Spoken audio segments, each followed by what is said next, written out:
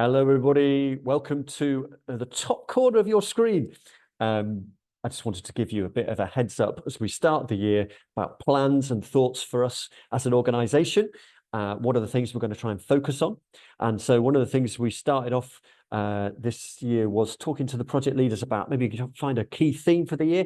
And the word strengthening came up, which I think is a really great word because we want to strengthen our teams. Which means actually strengthen the offer we can give and the help we can give to those we want to serve. And also it means strengthening us as team members. How can we make sure that we can stand strong this year? So that seemed a good word. And so a few specifics. What we want to do this year is not to have loads and loads of stuff that we're trying to do, but actually a few things that we do really well across the whole organization. Then there'll be specifics within each project area that we want to look at. So a few specifics for us to strengthen our guests, our finances, and us. We talked about previously investing into fundraising, not just grant fundraising, but with everybody that we can possibly connect with, all the different audiences, whether they be businesses or churches or the people who already give to us, but maybe don't give regularly, and so on. So we're going to invest into that.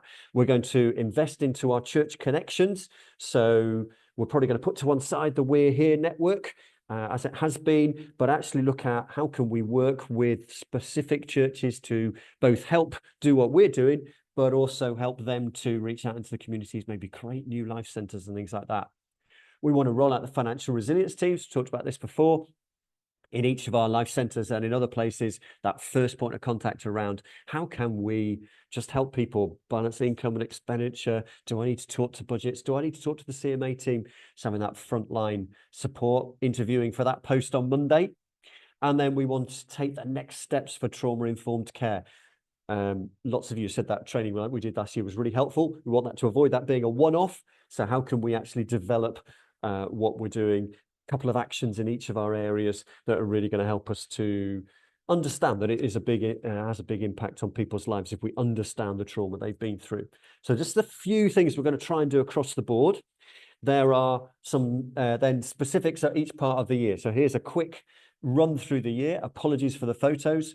Lots of recruitment going to happen in this first part of the year, getting plans, getting budgets, as we said before, getting that new form of, rather than steering groups at food banks, having a community round table. So we bring in churches and maybe other businesses and partners and say, hey, how can we work together to achieve this mission? And one of the things we want to think about is maybe doing a pension seminar with your good selves.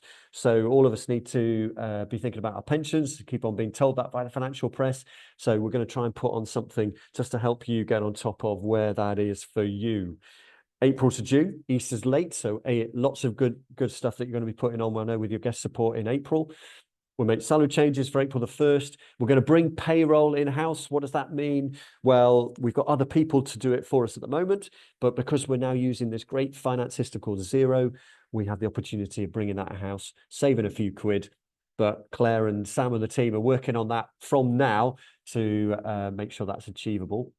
We want to do that plan for trauma-informed care through May and June. We'll do a health and safety and safeguarding review like we do each year.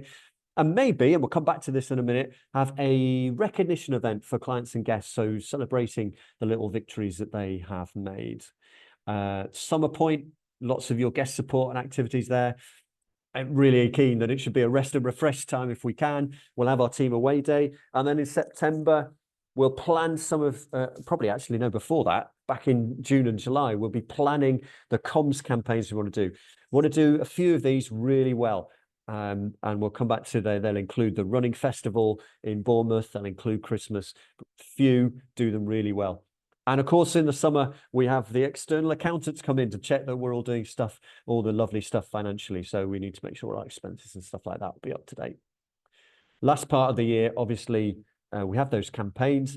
Lots of busyness for you guys. It's our busiest point of the year in terms of demand and all the Christmas special support. So we're not going to put lots of other stuff in there. What we will have, of course, is our own staff Christmas event, and the AGM will take place in November.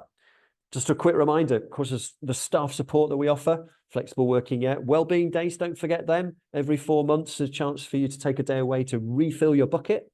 We're going to turn discovery days into discovery visits. So if you could just spend an hour in another project to get the benefits of understanding how they connect with what you're doing, definitely keen to encourage that. Clinical supervision is really helpful, I know, and the link to counselling through the YMCA. We'll keep to that idea of safeguarding roundtables a couple of times a year, just 45 minutes in the morning, looking at real life case studies, and training days, one day, a couple of times a year, where we focus in on a key subject like we did with Trauma Informed last year. So questions, is there anything missing? We'll go into the detail of your individual project, but anything missing at a global level? And then 3 questions, that idea of running an event to celebrate the little steps forward that guests have made. HEI do it, other organizations do it. Should we do it? Christmas event and summer event. Last year we did the Christmas event with volunteers. Should we flop it around the other way this year? Maybe invite volunteers to an evening food event. What should we do in either of those?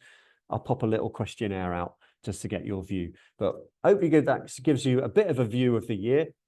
Here's a verse just to finish off with, which really stands with that. My brothers and sisters, stand firm. Let nothing move you. Always give yourselves fully to the work of the Lord, because you know that your labor in the Lord is not in vain. What you do is amazing, folks. And we're going to have another really good year. Thank you for what you're doing. Keep going.